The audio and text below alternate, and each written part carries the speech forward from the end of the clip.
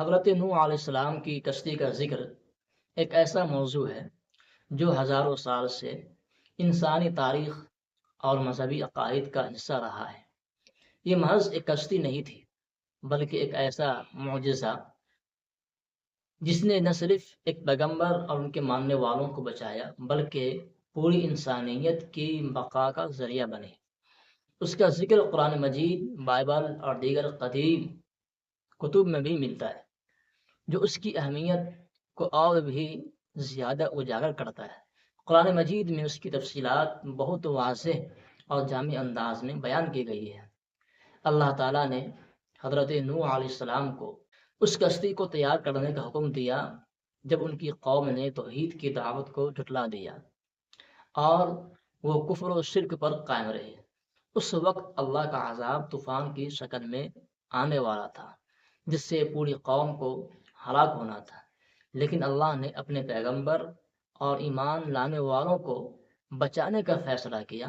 یہ ایک بہت بڑا اور مشکل کام تھا، کیونکہ یہ کشتی کسی بھی عام کشتی کی طرح نہیں تھی، بلکہ اس سے ایک خاص مقصد کے لیے بنایا گیا تھا۔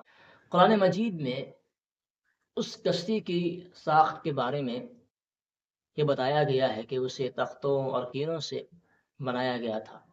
اس کا مقصد صرف انسانوں کو بچانا نہیں تھا، بلکہ ہر جاندار کا ایک جوڑا بھی اس میں سوار کرنا تھا۔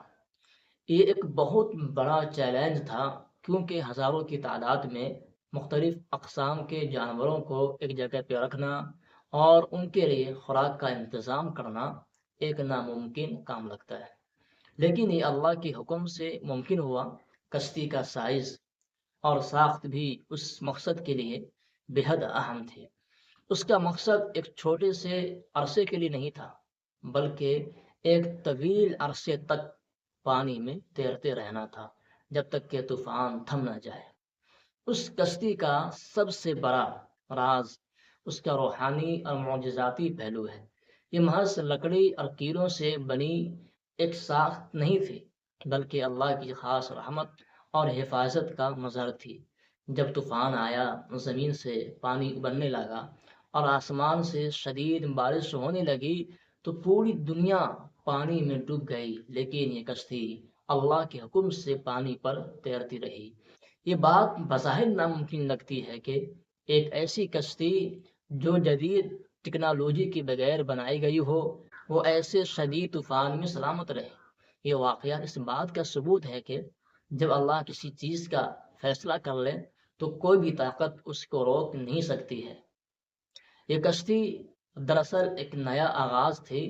جب طوفان تھم گیا اور کشتی جودی پہاڑ پر ٹھہری تو یہ انسانیت اور تمام جانداروں کے لیے ایک نئی زندگی کا آغاز تھا۔ حضرت نوح علیہ السلام اور ان کے ساتھ ایمان لانے والوں سے انسانیت کی نئی نسل شروع ہوئی اور دنیا دوبارہ آباد ہوئی۔ اس طرح یہ کشتی محض ایک بچاؤ کا ذریعہ نہیں تھی، بلکہ ایک نئے دور کی شروعات کا بھی علامت تھی۔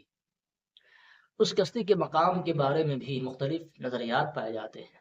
قرآن مجید میں اس جودی پہاڑ پر ٹھہرنے کا ذکر ہے، جو ترکی اور عراق کے درمیان ایک علاقے میں واقع ہے۔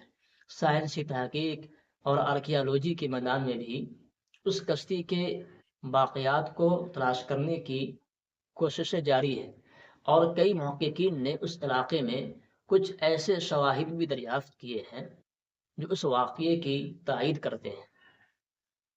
لیکن اس کشتی کا سب سے بڑا راز اس کا اخلاقی اور روحانی پہلو ہے۔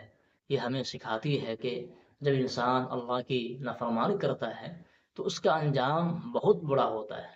یہ ہمیں ایمان اور توکل کی اہمیت بھی بتاتی ہے۔ حضرت نوح علیہ السلام اور ان کے ماننے والوں نے اللہ پر مکمل بھروسہ کیا اور اس کے حکم کی اطاعت کی، جس کے نتیجے میں انہیں نجات ملی۔ اس کشتی کا راز دراصل اللہ کی بے پناہ قدرت، رحمت اور انصاف میں پوشیدہ ہے۔ یہ ایک ایسی یاد دہانی ہے جو ہمیں آج بھی اللہ کی وحدانیت اور اس کے احکامات کی اہمیت کا احساس دلاتی ہے۔